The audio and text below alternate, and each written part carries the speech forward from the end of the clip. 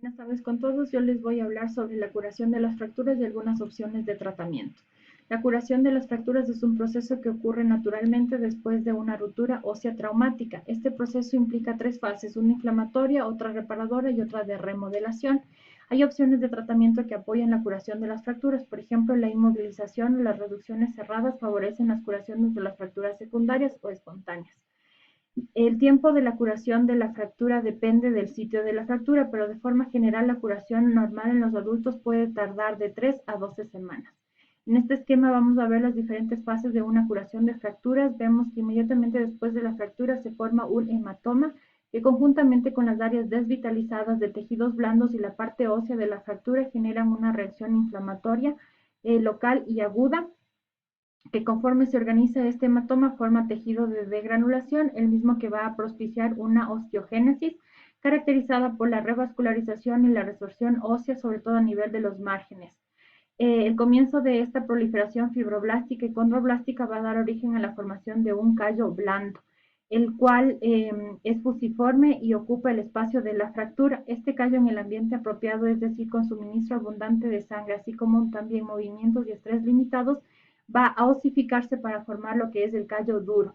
Este callo duro establece la estabilización de la fractura por la unión clínica de los trazos fracturarios.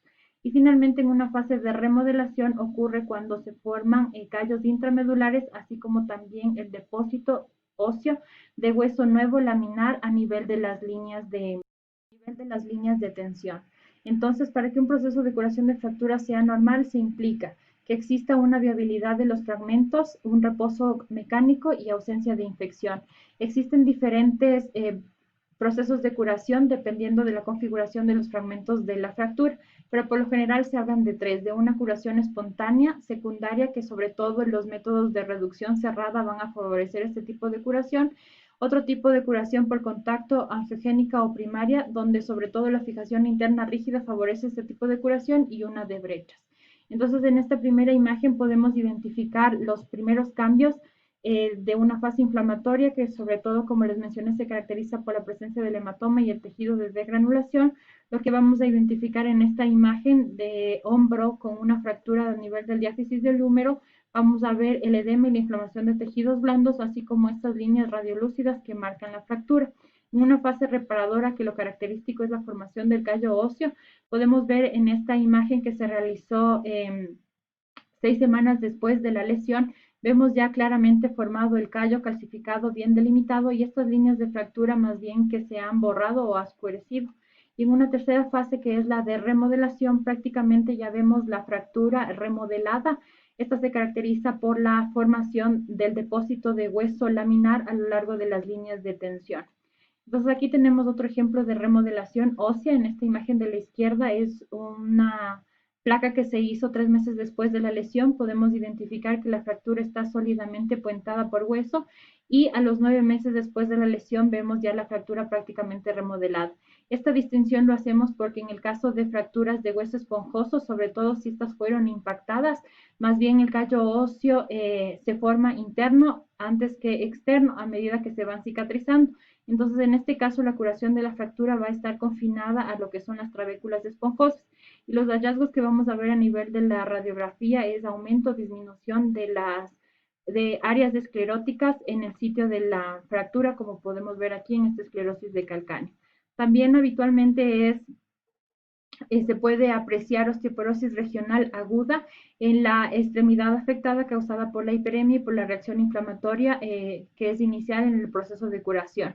Como podemos ver en esta imagen, se aprecia reabsorción del hueso subcondral. En cuanto al tratamiento de las fracturas, la gran mayoría se trata por medio de reducción cerrada. Existen varios factores que promueven la formación de callos externos, como es la actividad muscular, el movimiento articular y la transmisión de la carga. Entonces, los métodos comunes para tratamiento de las fracturas se utilizan los yesos, las fibras de vidrio y los de la tracción. Por lo general, estos primeros se utilizan comúnmente para el control y la reducción de fracturas con deformidad angular, mientras que los de la tracción, sobre todo la esquelética, se utilizan en fracturas de fémur. Entonces, aquí en esta imagen podemos ver esta fractura de radio distal inmovilizada con yeso, esta más bien con fibra de vidrio, y en esta otra imagen podemos ver esta tracción esquelética que se utiliza inicialmente en el tratamiento de las fracturas de anillo pélvico. Vemos en una proyección lateral y en una AP. En cuanto a la reducción abierta y la fijación interna, como les mencioné, esta favorece la curación de contacto angiogénica o primaria, que se produce entre los fragmentos directamente opuestos cuando hay menos de 0.1 milímetros de distancia y neutralización de la deformación intrafragmentaria. Este es el objetivo principal de la fijación interna rígida, dar estabilidad mecánica temporal. Entonces, para este objetivo existen varios dispositivos que van desde tornillos, placas, varillas, clavos y alambres.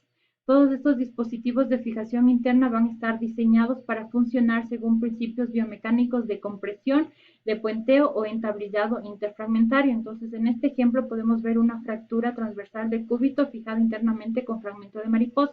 Vemos aquí la placa cortical que fija estos fragmentos de la porción transversal de la fractura con una distracción de 1 a 2 milímetros, mientras que a nivel de estas fracturas oblicuas están comprimidas. La imagen de la derecha, en cambio, es de un estudio que se hizo 7 semanas después del postoperatorio. Vemos cómo los trazos de la ya hay formación de callo endóseo dentro de la fractura transversal, mientras que las fracturas oblicuas ya están consolidadas o curadas.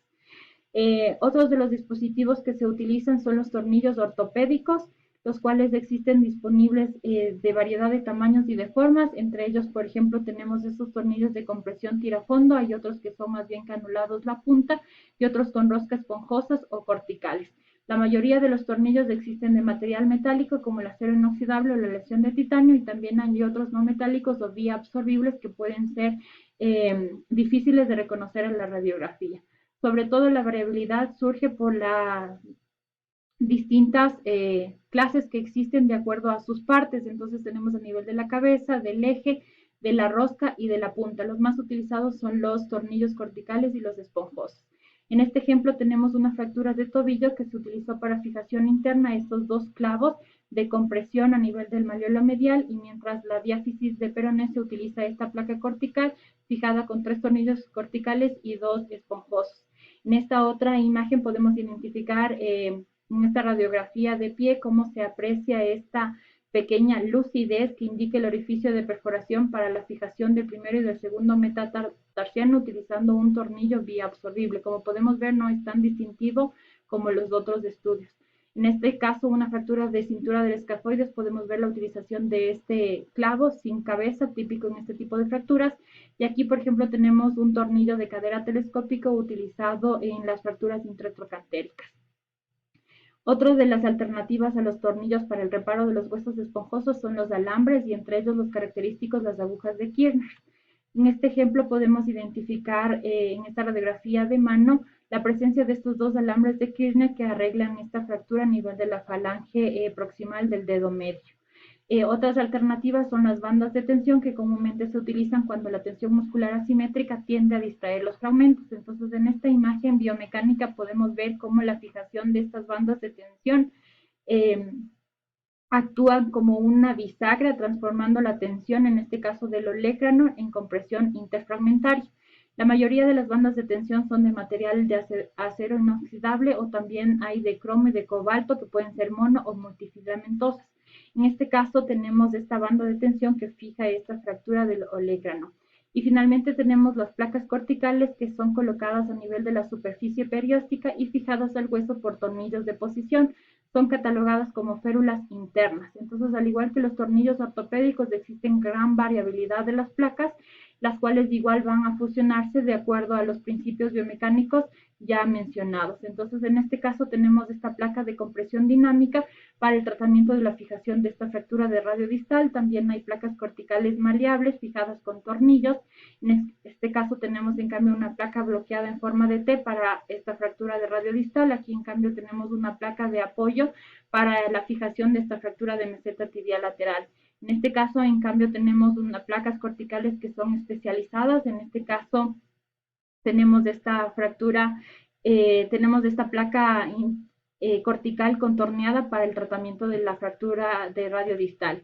En este caso, en cambio, tenemos una placa cortical utilizada como puente para el tratamiento de las fracturas intraarticulares, radio distal y cúbito, y en esta, por ejemplo, es una placa de hoja para el tratamiento de esta fractura con minuta de húmero distal. Eso sería todo. Muchas gracias.